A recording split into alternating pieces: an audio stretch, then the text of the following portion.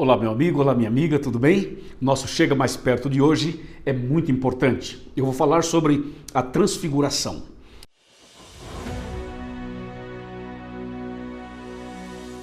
Há algum tempo atrás eu falei sobre esse tema, mas hoje queremos destacar alguns aspectos diferentes daquela ocasião, daquele vídeo. Então, pegue a sua Bíblia, por favor, abra o seu coração e vamos ler Mateus 17, de 1 a 6, que diz assim: 6 dias depois, tomou Jesus consigo a Pedro e os irmãos Tiago e João e os levou em particular a um alto monte.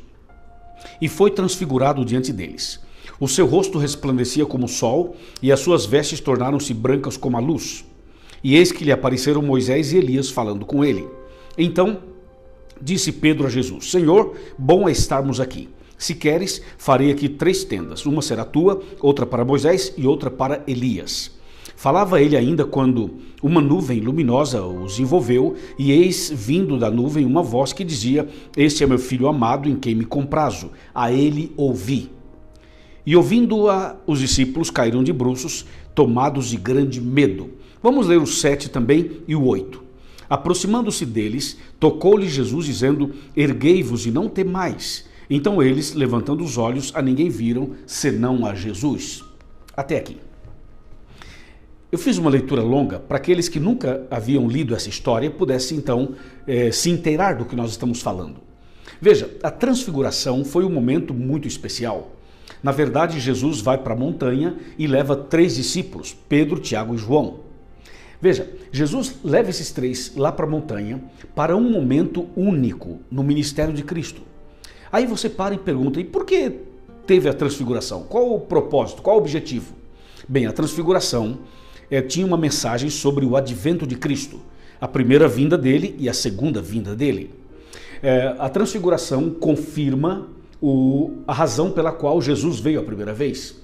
A transfiguração confirma o ministério de Cristo e o porquê que ele veio a esse mundo. Nasceu, viveu e morreu e ressuscitou. A transfiguração fortalece essa ideia. E em segundo lugar, a transfiguração aponta para a segunda vinda de Cristo.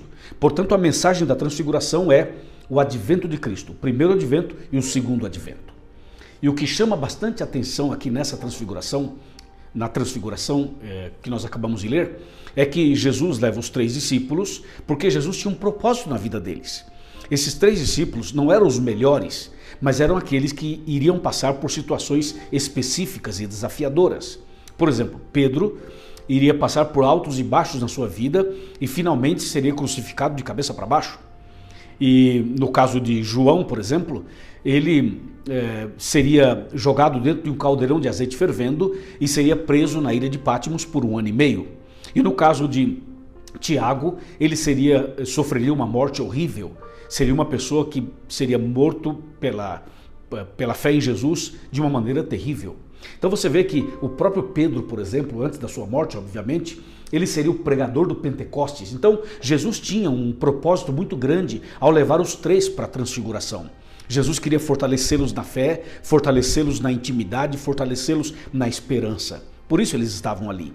Agora, durante a transfiguração, aparecem Moisés e Elias. Os 2 representam os salvos, todos os salvos, de todos os tempos. Veja, quando Jesus voltar, vai ter pessoas fiéis vivas, como Elias, que serão levadas para os céus sem ver a morte, como Elias. Mas também vai ter pessoas fiéis mortas, que serão ressuscitadas, como Moisés, que morreu e foi ressuscitado. Então esses 2 homens ali, servos de Deus, tinham para nós esta mensagem. Então Jesus, ao lado dos 2 e diante dos 3 discípulos, Jesus começa a resplandecer. O rosto começa a brilhar, brilhar, brilhar, o corpo todo iluminado, e a Bíblia diz que o rosto de Cristo brilhava como o sol. E se você for lá para o Apocalipse capítulo 1 e ler o capítulo 1 inteiro, vai perceber que na volta de Cristo, na sua segunda vinda em glória e majestade nas nuvens dos céus, a Bíblia chega a dizer que Jesus virá brilhando, resplandecendo, e virá com toda a glória, com toda a majestade, com todo o poder. E lá em Apocalipse 1, ainda chega a dizer que o rosto de Cristo vai estar brilhando mais que o sol. Então a transfiguração era uma miniatura da volta de Cristo, era uma antecipação da volta de Cristo. e por isso Jesus se transfigurou diante deles. Aquela sensação da transfiguração e da presença de Elias e de Moisés era algo tão celestial, tão divino, tão sobrenatural, que Pedro não aguentou tantas bênçãos e tanta sensação positiva, que Pedro levantou a mão, interrompeu a transfiguração e fez uma sugestão a Jesus. Disse: Jesus, é maravilhoso estar aqui, é espetacular estar aqui, é sensacional estar aqui. Se o Senhor me autorizar, nós podemos fazer aqui 3 tendas. Uma será a tua, outra para Moisés, outra para Elias. E aí nós 3 ficamos aqui fora e a gente fica aqui definitivamente para sempre. Percebe que Pedro, ele sentiu que aquele era o clima ideal, maravilhoso, era aquilo que ele imaginava ser o céu. Então Pedro disse: isso aqui não pode acabar, vamos ficar aqui para sempre. Faz sentido, né? Bom, eu quero dizer para você o seguinte: hoje nós estamos nos últimos dias e Jesus em breve vai voltar. Mas eu pergunto, você tem estudado a Bíblia? Tem orado? Tem cantado louvores a Deus? Tem sentido a presença de Deus na sua vida?